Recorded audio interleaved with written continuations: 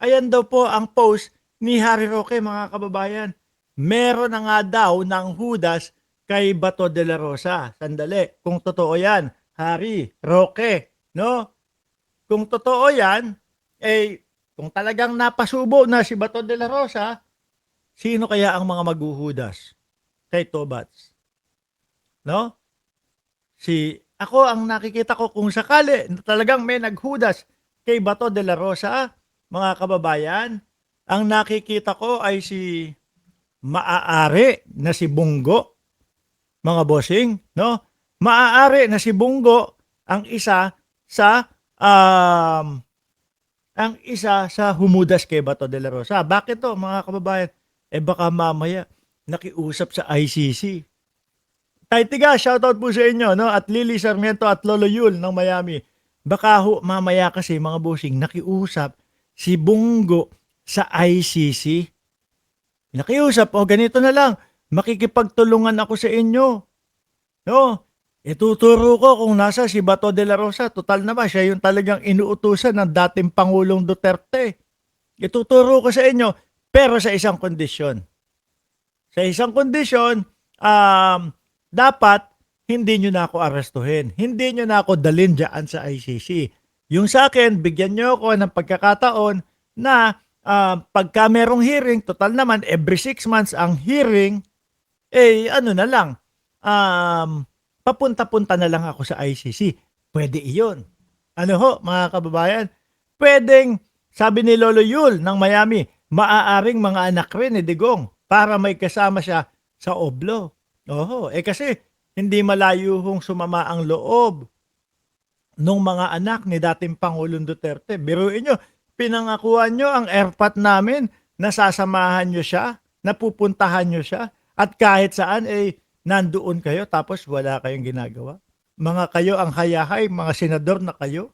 Tapos eto, yung mga ipinangako nyo, hindi nyo na tinutupad. Pwede din ho yung ganon, mga kababayan. Di po ba? Pwede din si Alan Peter Cayetano, mga bossing. Bakit? Kasi di ba, pumasok na sa oblo. Pumasok na sa Senado si Bato de la Rosa at muntik nang makuha. Pwedeng si Alan Peter Cayetano, nakikiusap, wag nyo na akong kasuhan ng obstruction of justice. Diba? Wag nyo na akong kasuhan ng obstruction of justice. Dahil pinatakas ko si Bato de la Rosa. Ituturo ko na lang kung nasaan. Pwede din hong Robin Padilla, mga kababayan. Hindi ko naman sinasadya, mga idol. No?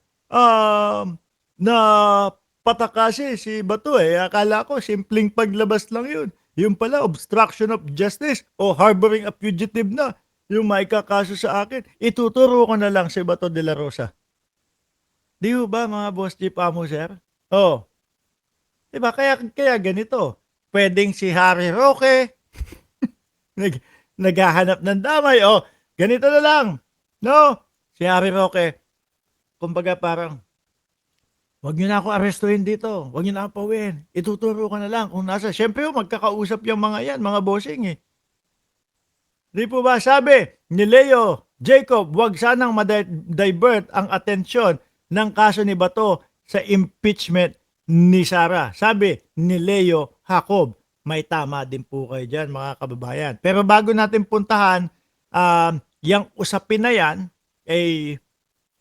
pakita ko muna sa inyo. Kasi kami po, sinusubukan namin saliksikin, hanapin kung saan talaga at kung ano talaga yung nangyari kay Bato de la Rosa. Kasi kung makikita nyo po, sila Jimmy Bondoc.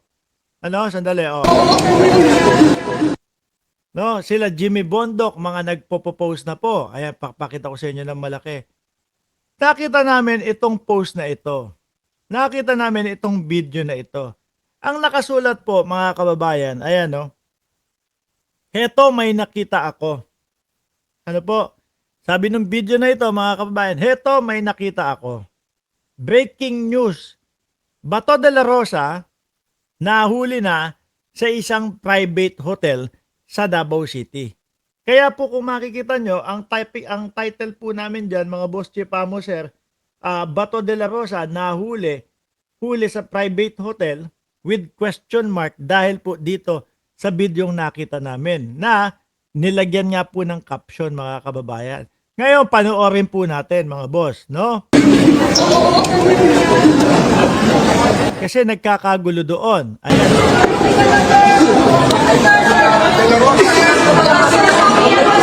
Ayun, may nakita kong kalbo, banda doon. Ayun yata si Bato. Ayun, may nakita akong kalbo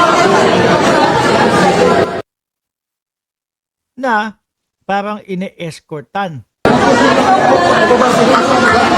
Sabi ni Luis Arandaza Quijano, may Duterte Park ba sa The Hague or Duterte Forest na pwedeng magpahinga ng maghanda ng humba at pakain pero may kasamang bangayan at kadramahan para mapansin sila sa social media?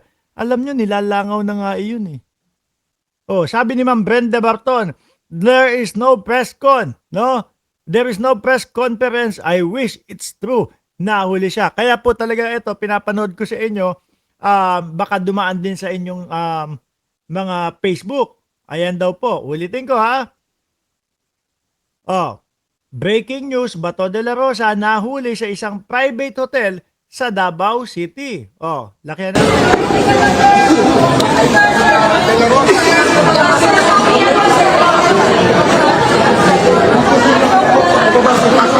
Pero tingin nyo, hindi mahuhuli, hindi nahuli si Bato, nag-press conference kanina, si John Vic Remulla. So, ibig sabihin, itong mga pinapakalat na ito, mga kababayan, ay mga fake news. Itong mga ipinapakalat na ito ay pang-divert lang. Kasi kung titingnan ho natin, mga bossing, yung sa caption niya, no, nahuli sa isang private hotel sa Davao City, Bato de la Rosa. Kaya nung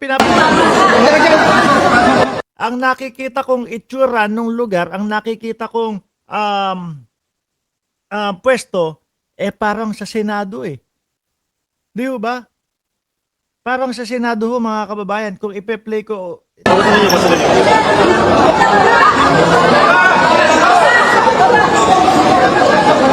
Taas? Di ba lang? O yan. Ngayon, mga kababayan, syempre, dumako tayo doon sa iba't ibang mga channel para tingnan kung totoo at kung ito nga. Nadaan tayo sa channel ni Takeru Miyamoto ho, mga bossing. Habang pinapanood ko si Takeru Miyamoto at ina-analyze ko yung mga komento, yung mga nilagay nila Jimmy Bondok at nila Harry Roque at ng iba pang mga DDS, na-realize ko, mga kababayan,